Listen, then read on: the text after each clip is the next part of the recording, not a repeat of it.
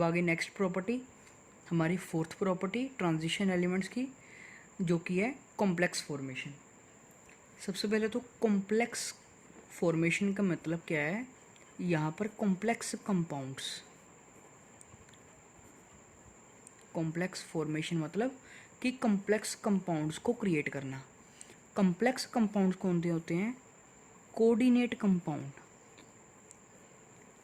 जितने भी हमारे पास कोऑर्डिनेट कंपाउंड्स हैं इनको हम क्या बोलते हैं, हमारे कॉम्प्लेक्स कंपाउंड्स। ठीक है, अब कोऑर्डिनेट कंपाउंड्स तो आपको पता है, कोऑर्डिनेट कंपाउंड कौन से हैं कि जिनके अंदर हमारे पास कोऑर्डिनेट बॉन्ड एग्जिस्ट करती है, कोऑर्डिनेट या जिसको डेटिव बॉन्ड बोलते हैं, ऐसे कंपाउंड्स जिनके अंदर हमारी कोऑर्डिनेट या डेटिव बॉन्ड प्रेजेंट हो उसको बोलेंगे कोऑर्डिनेट कंपाउंड या कॉम्प्लेक्स कंपाउंड।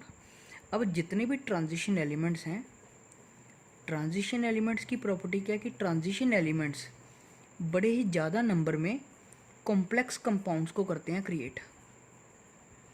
ठीक है, कॉम्प्लेक्स कंपाउंड्स को फॉर्म करेंगे।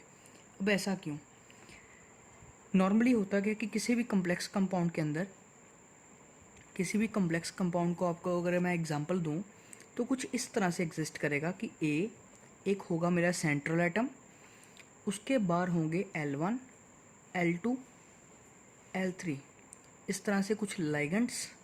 ठीक है, ये पहले तो मेरा आ गया सेंट्रल एटम,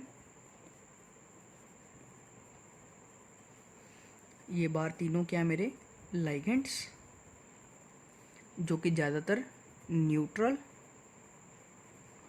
या नेगेटिव चार्ज वाले होंगे। ठीक है जी, किसी भी कॉम्प्लेक्स कंपाउंड के अंदर कुछ बेसिक स्ट्रक्चर उसका इस तरह से प्रेजेंट होता है कि सबसे पहले तो एक सेंट्रल एटम होगा, उसके अराउंड कितने भी नंबर में सेम या डिफरेंट लाइगेंड्स लगे होंगे। ठीक है, लाइगेंड्स क्या हैं, ऐसे कोई एटम्स, कोई कंपाउंड्स हो सकते हैं। ठीक है, लाइगेंड्स एक एटम भी हो सकता है और कुछ कंपाउंड्स को भी हम बोल सकते हैं। ठीक है, बेसिकली इनके ऊपर पॉजिटिव न्यूट्रल या नेगेटिव चार्ज प्रेजेंट होगा। कभी भी लाइगेंड हम देखेंगे, बहुत रेयर केस होगा कि लाइगेंड के ऊपर पॉजिटिव चार्ज आए। ठीक है, नॉर्मली तो उनके ऊपर नेगेटिव और न्यूट्रल होंगे वो। ठीक है, इनको बैलेंस करने के लिए इनके बाहर यहाँ पर क्या लगा होगा, एक काउंटर आयन। काउंटर आयन क्या है, जो कि हमारे इस कंपाउंड के चार्ज को करेगा बैलेंस। ठीक है, इस कंपाउंड के चार्ज को बैलेंस करेगा। ये इस साइड भी शिफ्ट कर सकते हैं और इस साइड भी। ठीक है, डिपेंड करेगा नेचर ऑफ द कंपाउंड पे। ठीक है, ये भी हमारा क्या होगा, कोऑर्डिनेट काउंटर आयन। ठीक है, कोऑर्डिनेट कंपाउंड इस चीज़ को बोला जाता है। ठीक है, इसको कोऑर्डिनेट कंपाउंड या कॉम्प्लेक्स कंपाउंड बोलते हैं। अब जितने भी ट्रांजिशन एलिमेंट्स हैं वो हमारे पास यहाँ पर सेंट्रल एटम की फॉर्म में एग्जिस्ट करते हैं। ठीक है, मीन्स यही एटम्स हैं जो क्या करेंगे, इन सभी को एक साथ जोड़ के रखेंगे। मीन्स हम कैसा कह सकते हैं कि ट्रांजिशन एलिमेंट्स ही हैं ऐसे जो कि कॉम्प्लेक्स कंपाउंड्स को क्रिएट करते हैं। ठीक है, जैसे एग्जांपल दूं आपको, कोई एक दो एग्जांपल देता हूँ, जैसे आपको पता लग जाए कि किस तरह से ट्रांजिशन एलिमेंट कॉम्प्लेक्स कंपाउंड को क्रिएट करते हैं। जैसे आयरन का देखें, आयरन का जो कॉम्प्लेक्स कंपाउंड होगा वो कौन सा है, वैसे तो बड़े सारे आते हैं बट मैं आपको एग्जांपल दूंगा, FeCN6 3-। ठीक है, ये एक हमारा कॉम्प्लेक्स कंपाउंड है। ठीक है, और एक देखें तो मान लो जिंक का ले रहे हैं। ठीक है, जिंक जो है फिर से एक ट्रांजिशन एलिमेंट की तरह बिहेव करता है, वैसे तो डी ब्लॉक एलिमेंट है। ये भी क्या करेगा, एक कॉम्प्लेक्स कंपाउंड को क्रिएट करेगा, जैसे ZnNH3 4 टाइम और यहाँ पर ऊपर टोटल +2 चार्ज। ठीक है, इस तरह से। ठीक है, ज़रूरी नहीं है जिंक जो आयरन है एक ही बनाएगा, आयरन इस तरह से भी क्रिएट करता है, FeCN6 4-। ठीक है, अब ये आपको डिटेल में कि कैसे कैसे कंपाउंड क्रिएट होंगे वो आपको तो चैप्टर जो हमारा चैप्टर है कोऑर्डिनेट कंपाउंड्स, कोऑर्डिनेट केमिस्ट्री, उस चैप्टर में आपको डिटेल में स्टडी करना पड़ेगा, ठीक है, उसको आप करेंगे बाद में, ठीक है। फिलहाल इसको देखें। तो हमने देखना है कि रीज़न क्या है, क्या रीज़न है कि ट्रांजिशन एलिमेंट्स क्या कर रहे हैं, इस तरह से कम्प्लेक्स कंपाउंड क्रिएट कर रहे हैं। मेन रीज़न क्या है, मेन 3 रीज़न है। सबसे पहला रीज़न क्या आएगा, due to the presence of MTD orbitals, ठीक है जी। सबसे पहला रीज़न तो आ गया कि इनके पास क्या प्रेजेंट है, MTD ऑर्बिटल्स। देखो, अगर MTD ऑर्बिटल्स नहीं होंगे, ठीक है, अगर मान लो इस एलिमेंट के पास या इस एटम के पास कोई MTD ऑर्बिटल्स नहीं है, तो क्या होगा, तो ये जो अपना लाइगेंड है, ये अपना लोन पेयर इसको दे नहीं पाएगा, ठीक है। नॉर्मली होता क्या है कि ये लाइगेंड जो है, इस चीज़ को लाइगेंड बोलते हैं, ये सेंट्रल एटम है, लाइगेंड अपना लोन पेयर किसको देगा, सेंट्रल मेटल एटम को। तो उससे लोन पेयर जब वो डोनेट करेगा तो क्या बनाएगा, कोऑर्डिनेट बॉन्ड, ठीक है। ये क्या कर रहा है, मीन्स यहाँ पर अमोनिया जिंक के साथ क्या कर रहा है, कोऑर्डिनेट बॉन्ड को क्रिएट कर रहा है।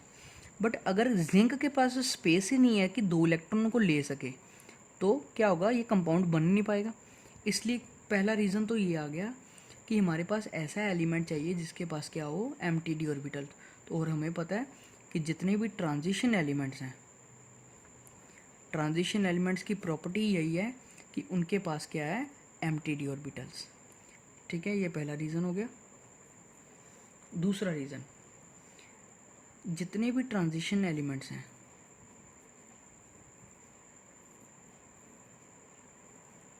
ट्रांजिशन एलिमेंट्स का जो साइज़ है वो क्या है, साइज़ वेरी स्मॉल, ठीक है।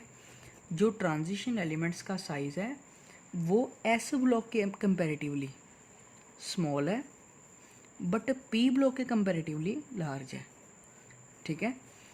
जो ट्रांजिशन एलिमेंट्स हैं, समझ लीजिए ऐसा कि एक प्रॉपर जो साइज़ की चाहिए ज़रूरत हमें, ना तो वो S ब्लॉक कवर कर पाएगा, ना वो P ब्लॉक कवर कर पाएगा, और उस साइज़ की वेरिएशन जो है वो कौन कवर करता है, ट्रांजिशन एलिमेंट्स। ट्रांजिशन एलिमेंट्स के जो साइज़ वेरिएशन है वो हमारे पास रेगुलर है, ठीक है। इसको भी आप आगे जाके देखेंगे कि इनके अंदर रेगुलर वेरिएशन है। रेगुलर वेरिएशन होने के कारण भी ये एक रीज़न आ जाता है कि ये कंपाउंड कम्प्लेक्स क्रिएट करेगा। लास्ट रीज़न आएगा, थर्ड रीज़न, उसमें आएगा magnitude of the charge develop, the magnitude of charge developed. अब देखिए, S ब्लॉक और P ब्लॉक के कंपैरेटिवली अगर S ब्लॉक की बात करें तो उसमें ज़्यादातर आते थे plus charge, positive charges. P block की बात करें तो उसमें ज़्यादातर आएंगे नेगेटिव चार्जेस, इसमें पॉजिटिव, इसमें नेगेटिव। बट जो इलेक्ट्रॉन को अट्रैक्ट करने की एबिलिटी, देखो इनकी तो इलेक्ट्रॉन को अट्रैक्ट करने की एबिलिटी सबसे कम है, ठीक है। ये तो इनका नेचर इस तरह से है कि ये अपने आप इलेक्ट्रॉन को जल्दी से जल्दी डोनेट करना चाहते हैं, ठीक है।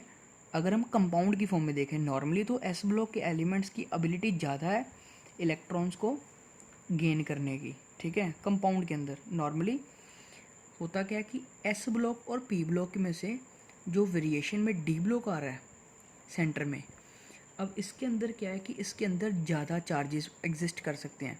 वैसे भी हमने पढ़ा है due to the presence of variable oxidation state.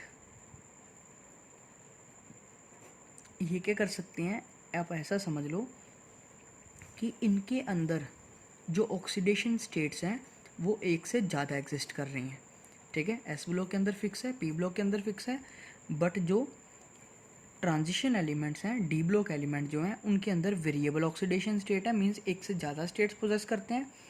और इस ऑक्सीडेशन स्टेट को वेरिएबल होने से वो +2 या +3 दोनों स्टेट्स में एग्जिस्ट होने के कारण अपना कोऑर्डिनेशन नंबर, एक टर्म आती है कोऑर्डिनेशन नंबर,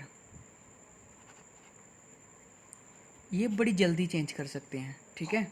अपना कोऑर्डिनेशन नंबर बड़ी ही जल्दी अपने आप बिहेव करके चेंज कर सकते हैं। तो इसलिए हम कह सकते हैं कि ये क्या करते हैं, कम्प्लेक्स कंपाउंड्स को क्रिएट करते हैं।